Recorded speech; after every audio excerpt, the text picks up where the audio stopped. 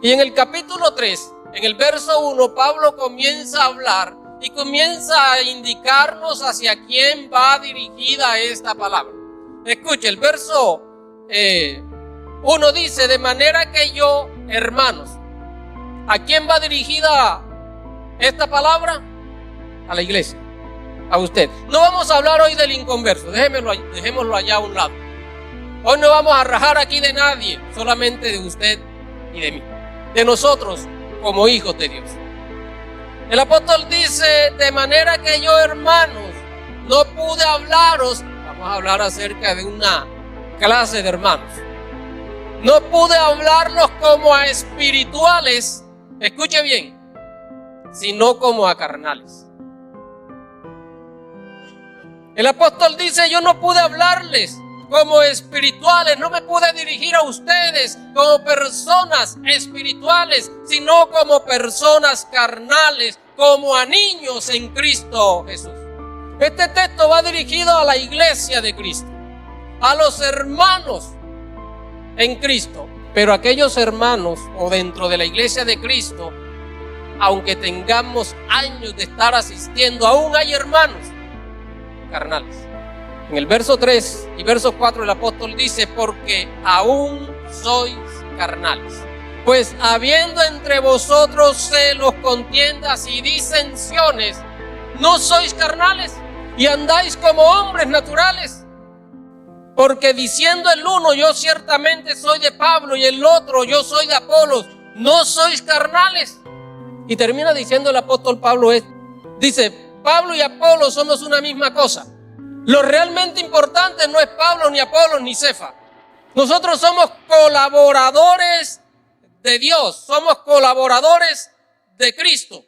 Pero ustedes son edificio de Dios. Y aquí quiero empezar, porque lo que el apóstol Pablo dice a continuación es un tema o un texto muy importante, porque o en esta afirmación debe girar la fe cristiana, debe girar nuestra fe, todo lo que somos, todo lo que creemos, debe girar en torno a esta afirmación. En el verso 10 y 11, el apóstol dice: conforme a la gracia de Dios que me ha sido dada, yo como perito arquitecto o como sabio en todo esto de la construcción, puse el fundamento y otro edifica encima.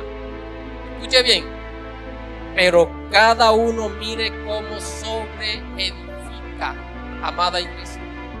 Cada uno mire cómo sobre edifica, porque nadie puede poner otro fundamento que el que está puesto, el cual es Jesucristo.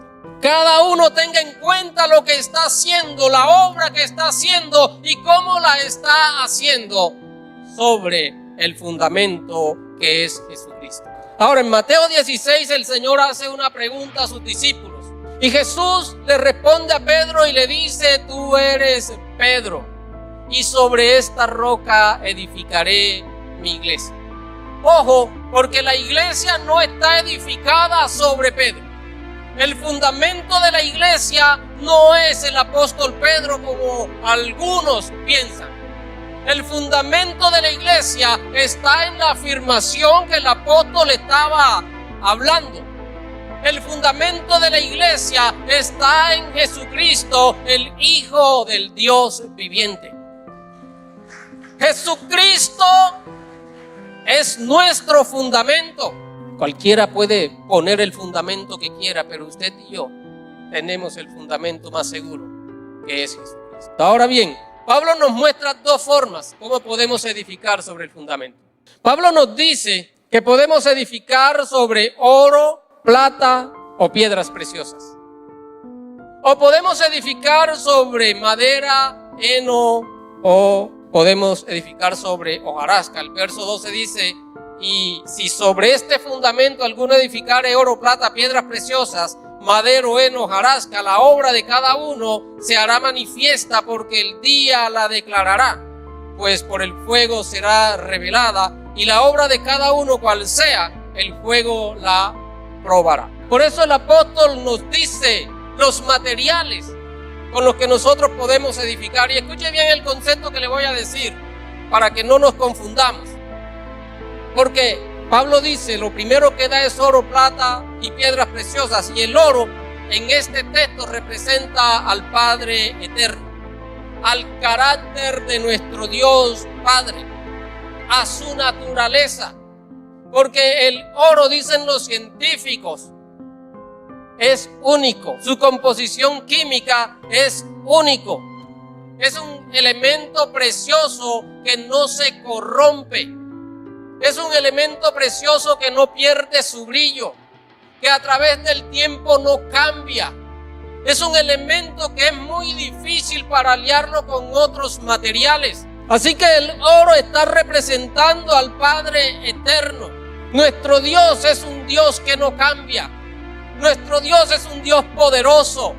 Nuestro Dios es un Dios donde no hay ni sombra de variación. Escúchenme, los tiempos cambian, las personas cambian, las culturas cambian. Pero mi Padre eterno es el mismo ayer, hoy y por los siglos. La plata representa a Jesucristo y su obra redentora. Yo quiero que me acompañe al libro de Éxodo capítulo 30, verso 12 y verso 13. Allí la Nueva Traducción Viviente dice la Escritura, Dios hablando a Moisés, le dice: cada vez que hagas un censo del pueblo de Israel, cada hombre contado tendrá que pagar al Señor un rescate por sí mismo. Así ninguna plaga herirá a los israelitas cuando los cuentes. Cada persona contada tendrá que dar una pequeña pieza de plata como ofrenda sagrada al Señor. Este pago es de medio ciclo según el ciclo del santuario, que equivale a 20 eras. La plata se usaba en el Antiguo Testamento para pagar un precio por nuestra redención. Ustedes creen que son espirituales, pero viven en contiendas, viven en pleitos, viven en celos, viven en disensiones. Amada iglesia, dentro de nosotros hay celos, hay pleitos. El hermano que resiente del otro hermano, el hermano que resiente del que tiene a su lado, de ahí del compañero. Usted discúlpeme, le pido perdón si se ofende o si lo estoy ofendiendo con esto. Pero creemos que somos espirituales, pero no hacemos como Dios dice que hagamos. No edificamos nuestra vida en el fundamento como Dios quiere que la edifiquemos. Es fácil encontrar hoy personas que se les ha olvidado cantar el cumpleaños feliz y hoy suben a los púlpitos y cantan canciones de Peter Manjarrés porque menciona a Dios. No es eso ser carnal. Eso glorifica a Dios. Decimos que somos cristianos, que somos espirituales y hasta súper espirituales, pero escuchamos cuentos obscenos y nos deleitamos. ¿Eso es ser espiritual? Decimos que vivimos en el Espíritu de Dios, que vivimos y andamos en el Espíritu Santo, pero estamos imitando al mundo. Hoy nos gusta vestir, hoy nos gusta lucir como el artista del momento o el deportista del momento. No importa que sea cristiano o sea mundano, pero nos gusta. Hemos perdido la identidad. Muchos en la iglesia están perdiendo su identidad como cristianos y se están relacionando y están imitando al mundo. Decimos que somos cristianos, decimos que alabamos y adoramos a Dios, pero hoy nos encanta que nos llamen líderes, que nos llamen pastores, maestros, evangelistas, predicadores.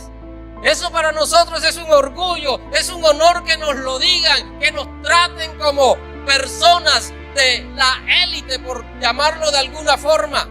Pero no hacemos las cosas como Dios quiere que las hagamos. ¿Y sabe qué es lo peor de todo esto? Que muchos se están edificando sobre las redes sociales.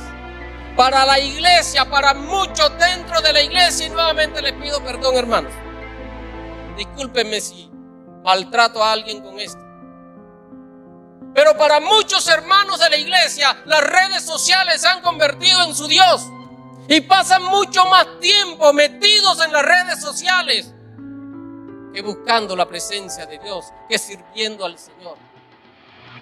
De hecho, hay pastores, hay predicadores, hay líderes de casa de oración, líderes de grupos familiares, personas que anuncian el evangelio, que no le dedican tiempo a la palabra, a prepararse al estudio, a la oración, sino que cuando llega el momento, no estoy hablando con ustedes, pero cuando llega el momento, faltando 2-3 horas para el encuentro, para ir a llevar el mensaje, entonces van al internet, van a las redes sociales y rápidamente buscan algo allí, listo, con esto soluciono.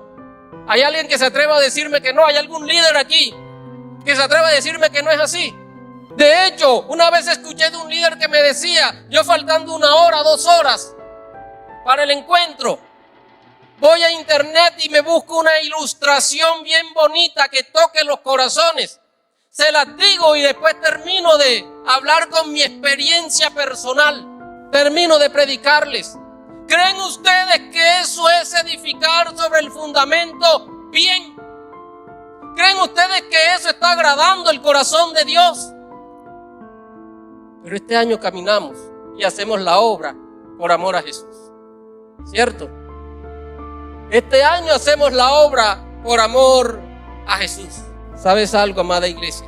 Y no se preocupe porque ya estoy que termino. Ya el regaño se los voy a dejar hasta allí. Muchos jóvenes hoy, adolescentes, adultos, aún ancianos, están siendo víctimas de diversas filosofías a través de las redes sociales. Buscan sensaciones nuevas. Buscan experimentar nuevas cosas. Buscan saber si lo que el mundo dice de eso es cierto. Y comienzan a experimentar nuevas sensaciones. Y muchos de ellos se quedan en esas nuevas sensaciones. El mundo y las redes sociales están influenciando dentro de la iglesia, dentro de pastores, dentro de evangelistas, dentro de líderes, dentro de la iglesia del común. Está influenciando en una forma negativa y una forma poderosa. Anteriormente decíamos, si la Biblia lo dice, es cierto y lo obedezco. Hoy dice, si el internet lo dice, si las redes sociales lo dicen, es cierto y lo obedezco, aunque la Biblia diga lo contrario. Estamos edificando con madera, heno y hojarasca. Pero escúcheme, amada iglesia, el día del juicio, el día en que estemos delante de la presencia del Señor, Él va a hacer con nosotros lo mismo que hizo con aquellos siervos a los cuales les dio sus talentos. Él va a venir y va a pedir cuentas por lo que nos dio, por los dones, por los talentos, por los ministerios, por la obra que Él nos mandó a hacer. Él va a pedirnos cuenta por eso. Y créeme, querido hermano, que ese día no va a importar la cantidad de miembros que tengas en tu iglesia o en tu grupo familiar, en tu casa de oración o el grupo que tú estés dirigiendo, sea alabanza, sea danza, lo que tú estés dirigiendo. No va a importar la cantidad de personas que tengas. No van a importar ni siquiera las buenas obras que tú hayas hecho. Lo que va a importar es la calidad con que tú lo has hecho. No importa la cantidad, importa la calidad delante del Señor. ¿Con qué corazón lo hiciste para Dios? ¿Con qué corazón lo hiciste para los demás? Es muy importante, porque ese día Dios nos va a pedir cuentas. El Señor nos va a pedir cuenta por ese ministerio. Ahora pregúntate, ¿cómo estoy edificando el ministerio que Dios me dio? ¿Con qué materiales? ¿Qué es lo que estoy utilizando para edificar mi hogar? Para edificar a mis hijos, para edificar la iglesia. ¿Qué estoy utilizando para eso? Dios nos dice lo que debemos hacer y cómo hacerlo, pero también nos da la libertad para nosotros hacerlo como queramos hacerlo. El verso 14 y 15 Dice, si permaneciere, oiga bien, si permaneciere la obra de alguno que sobreedificó, recibirá recompensa. Si permanece, recibirá recompensa. Si la obra de alguno se quemare, él sufrirá pérdida. Si bien él mismo será salvo, aunque así como por fuego. ¿Vas a ser salvo? Sí, pero vas a sufrir graves pérdidas. Así que yo te invito, querida iglesia, te invito para que medites bien qué estás haciendo para Dios. ¿Cómo estás haciendo la obra para el Señor? Y voy a terminar regalándote un texto bíblico. Apocalipsis 22:12 dice, he aquí, dice el Señor, he aquí yo vengo pronto y mi galardón conmigo. He aquí yo vengo pronto, dice el Señor, y mi galardón conmigo para recompensar a cada uno según sea su obra. Van a haber grandes recompensas, pero también van a haber grandes pérdidas. Pregúntate, ¿qué estoy haciendo? ¿Cómo estoy edificando sobre el fundamento que es Cristo Jesús? ¿Cómo estoy haciendo la obra para el Señor?